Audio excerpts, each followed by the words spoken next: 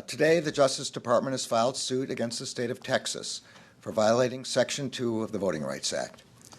Section 2 of the Voting Rights Act requires that state voting laws, including laws that draw electoral maps, provide eligible voters with an equal opportunity to participate in the democratic process and elect representatives of their choosing.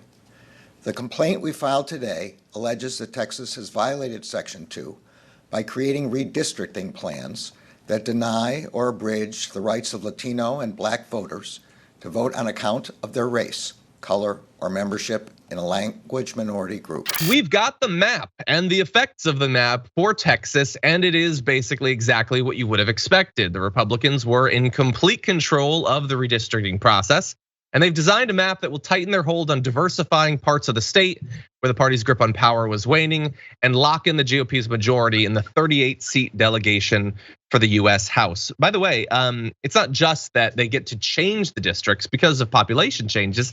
They got 2 additional House seats. And that's the most of any state in this year's reapportionment. And though Texas received those districts because of explosive population growth, 95% of it attributable to people of color, Republicans opted to give white voters effective control of both. It could be independent. Like, you do have to have districts, that's true. Just maybe we shouldn't give control over the choosing of those districts to the literal people that will be occupying those seats and those who own them. The partisan forces are mobilizing to influence even the sort of early organizational decisions as independent redistricting commission. And I thought that was really interesting, even at a point in time before the data came out, when the commission was just deciding which consultants to hire, how to sort of make some early decisions. There was still that much influence and interest in influencing those decisions because people are hoping to ultimately shape the maps. Anyway, I want to let you know about a few of the specifics of this to give you an idea of how manipulated this is. It's not just Illinois. In 2018 in Wisconsin, former Governor Scott Walker lost by less than 30,000 statewide, or 30,000 votes statewide, a margin of just 1 percentage point. So it was a very close split election. Republicans won 63 of 99 state assembly districts. That's like damn near a supermajority, despite it being almost a perfectly split state. In Austin, Texas, where I used to live for a number of years, in the 2020 election, President Biden won Travis County, which includes Austin, by 45 percentage points. It was a crushing victory.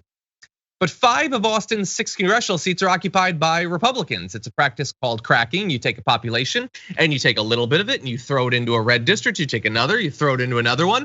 And so effectively you have millions of people living there and they don't get a say at all. It's a great practice. It's a great practice.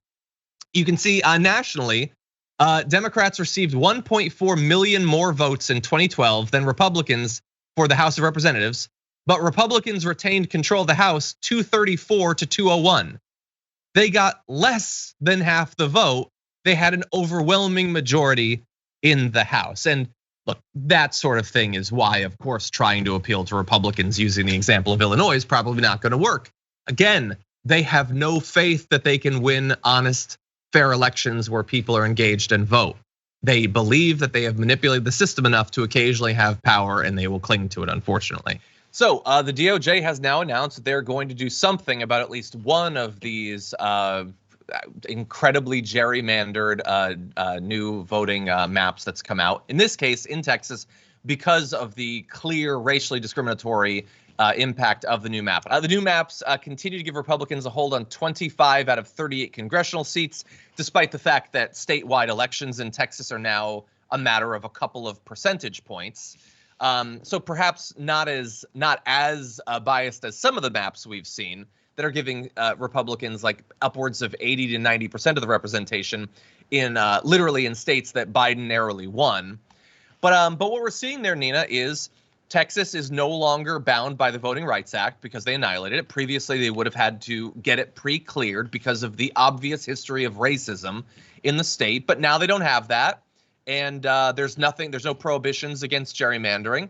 And so they're just going to lock in even more. They doubled the number of safe Republican seats. Despite the state moving towards blue, it is now more thoroughly and durably Republican and white. Check out the Damage Report podcast each day, wherever you get your podcasts, whether Pocket Casts or Stitcher or iTunes. You can join me as I give you the news and stories you want, with a range of co-hosts and interview guests jumping in on the fun each day. Again, that's the Damage Report, wherever you get your podcasts. And if you get them at iTunes, don't forget to rate and review. Sometimes I'll read them live on the show.